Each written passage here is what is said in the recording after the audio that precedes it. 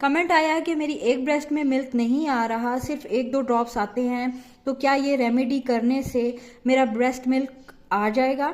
तो देखें, जब आपके एक ब्रेस्ट में मिल्क आ रहा है, दूसरे में नहीं आ रहा, तो इट्स मीन के आपके जो दूसरा ब्रेस्ट है उसमें भी आएगा। जब 1-2 ड्रॉप आ रहा है तो इंशाल्लाह ताला ज़रूर आएगा मिल्क दूसरे ब्रेस्ट में भी।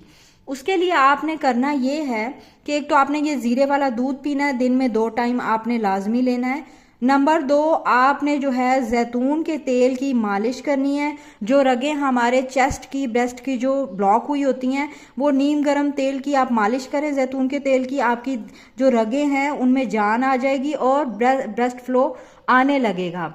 थर्ड, आपने लेके आना है जो आपके हैंड पंप होते हैं, ब्रेस्ट मिल्क को निकालने वाले हैंड पंप, मैं स्क्रीन पे भी दिखा दूंगी। वो ब्रेस्ट मिल्क का आप पंप लेकर आएं और उसमें जो है आप उससे जो है पंप करें, ब्रेस्ट को लगाकर आप पंप करें।